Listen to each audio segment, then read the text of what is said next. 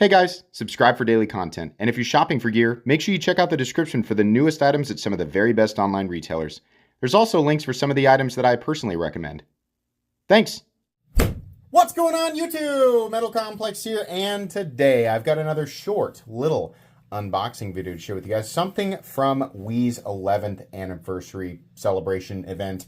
I have to guess, I haven't looked, but I have to guess that there's something special going on their website. This will be linked down in the description on both their website and like on if it's available on like Blade HQ. Either way, I'll put the most appropriate link down there. It does help my channel when you use those links, but that's entirely up to you. Thanks to Wii for sending this in. I believe, if I'm not mistaken, and you guys can correct me, that this is one of their earliest models, and they brought it back for their 11th anniversary. According to the paperwork, it is limited to 150 pieces, and each one has its own unique serial number, obviously. Or is that what that says? Unique custom serial number and a signed certificate of authenticity. Interesting. Okay. So, links. Did I say that? Links in the description? Yeah, there's links down there. The Wii 70211. Blue titanium in... Oh, okay. Did not know that. Did not realize that. This is an integral. Was the original an integral? Is this the original? I'm confused. So anyways, this is why we do unboxings like this. I don't do reviews until I'm familiar with the product, but I still want you guys to know that they exist. Shredded carbon fiber inlay. Satin finished Bowler M390. Okay. Much more intrigued now. Much more intrigued. Oh, it is an integral and it's kind of a big one. Okay. Yes. Those are two boxes that I loved. Oh, the contouring is gorgeous. Look at that. Look at this. Look at this. Now, this isn't crystal titanium, to my knowledge. I don't think so. It's heavily tumbled and gives off that crystally vibe. But let's highlight here real quick the inlay work on this thing. This is heavily contoured. It's almost like it's all continuous through here, through the spine. Very interesting way to do the spine of an integral. This is one, I always say this is one of the most interesting areas of an integral because there's a lot of different things you can do. You can leave it plain, you can do radius, right? You can put texturing back here. Sometimes companies will put inlays back here. This is really, really nice. All right off the bat, to the touch, this just feels like pure quality. It's insane.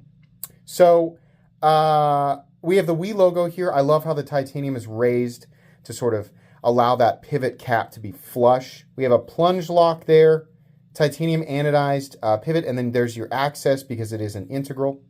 No lanyard hole, oh darn it. No lefty mounting position, actually darn it. But still prioritize lanyard hole at the butt end. Okay, let's take a look. Oh boy, that is cool. Very, very thin behind the edge. A nice, long, slender boy that definitely feels like a larger knife. Oh, man. Very, very smooth. Very, very smooth. How's that lock up? Completely and totally solid. This is a pretty big knife. Hold on. I love integrals. Obviously, it's going to come down to the price tag. So this is 8.85 inches. If you go all the way back to here. 8.85 inches. Blade length is 3.75. Cutting edge is about 3.3, 3.35, something like that. Nice large forward choil. Love that. We have a swedge that runs all the way up here to this like sort of ramp.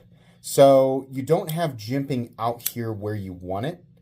But it is still extremely comfortable. There's so much room on this knife. This is a really, really comfortable knife. I am really, really happy with the way that. So this is hard to do.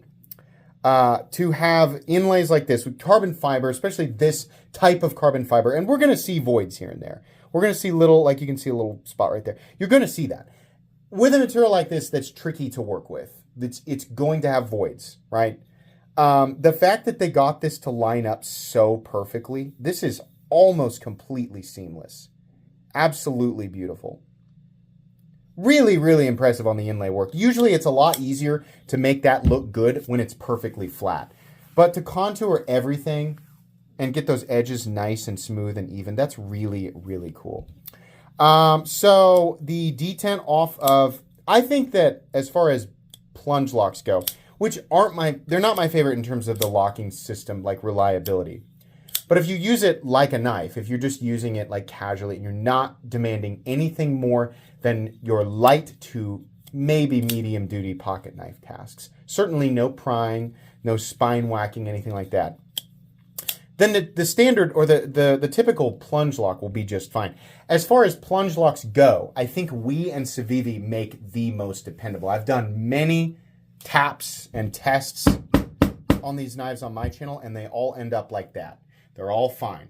I don't need to beat this thing against a railroad tie with Hulk force in order to determine that it's a good quality button lock, because that's insane. There's no real world application where that type of strength is going to be required.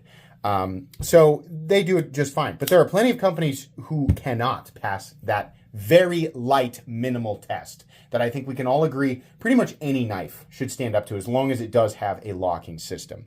So they do a good job. Now, and if you're wondering, there's like the Wii Zephyr. There's a couple of button lock Wii knives that have some serious extra sauce to them.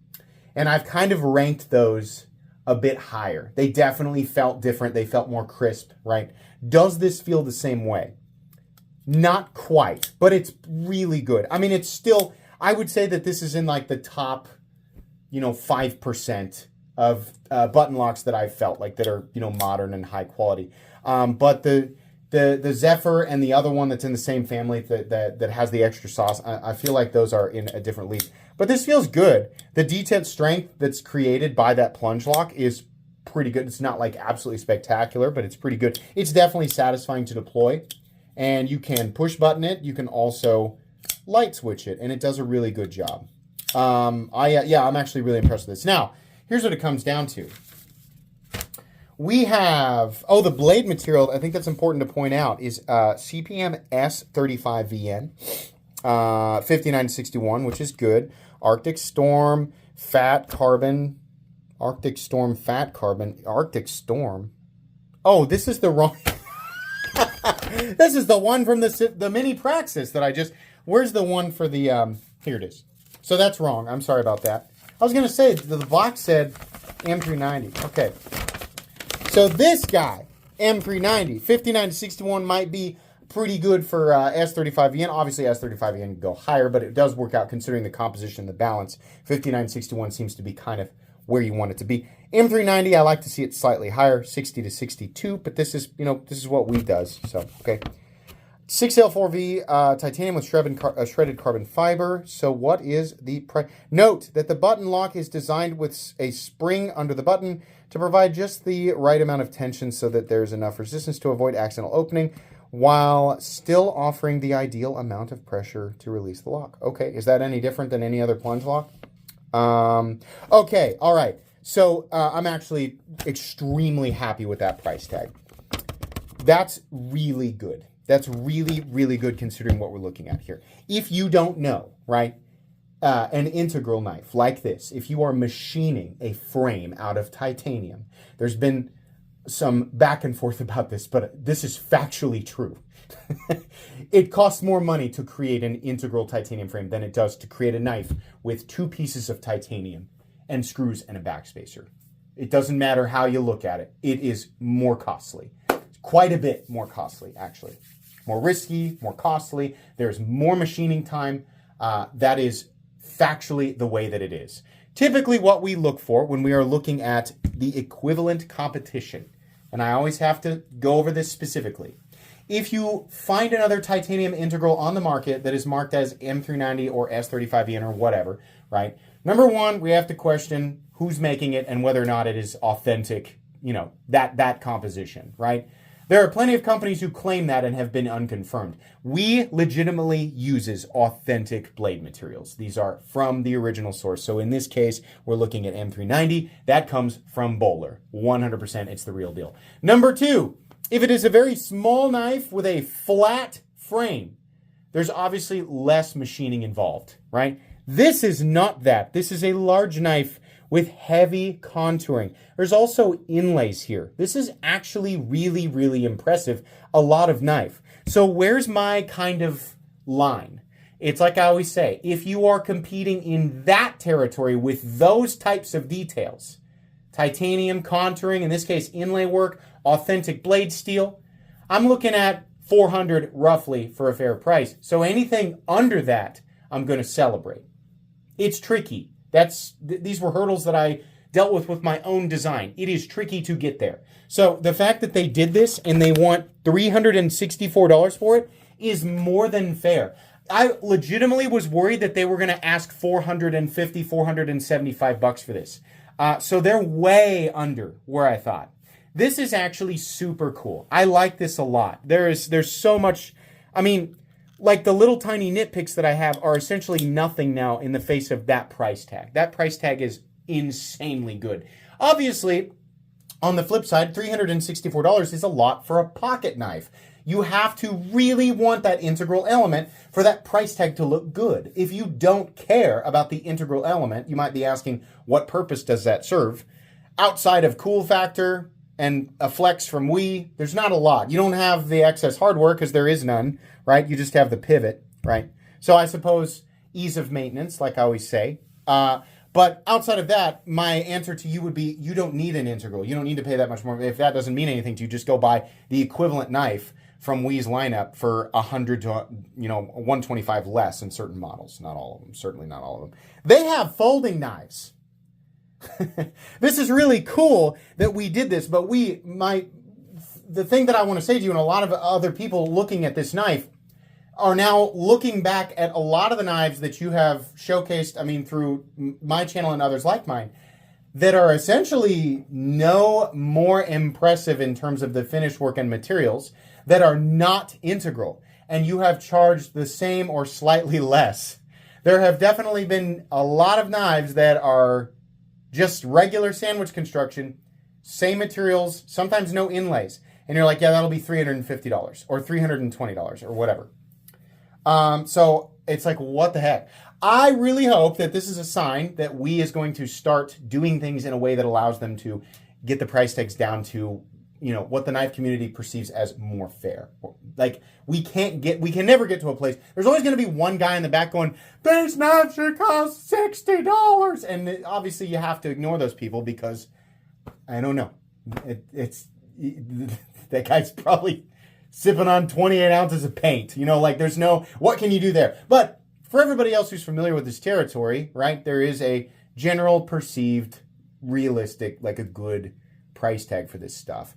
And I hope that we kind of pulls the reins back with a lot of this. And there's nothing wrong with creating knives that cost more. There's also people who are like, knives should never cost over X amount. We can obviously also ignore that because there are plenty of reasons that a knife can cost $400, $500, $600, $700, $1,000, $5,000, $10,000. People don't realize what goes into a lot of that stuff. But it depends on what type of work went into it. Obviously, those types of knives are not just being stamped and pressed.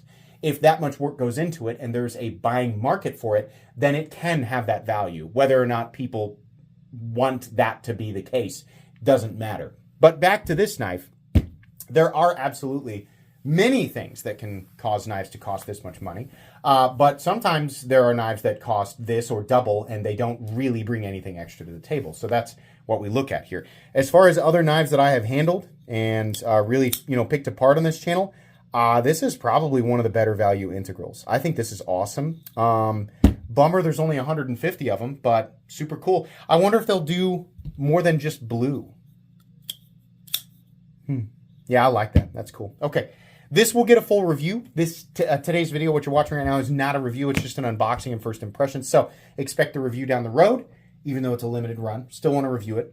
Please make sure to follow me on Instagram at metal_complex. If you enjoyed this video, leave a like. If you'd like to check out my other content, I do, of course, have lots of videos of knives that are either expensive or inexpensive that I do or don't like, so check those out. And if you enjoy all my content, go ahead and click on that Metal Complex logo right there and subscribe because there's definitely more coming. Thanks again for watching, everybody, and have a great day.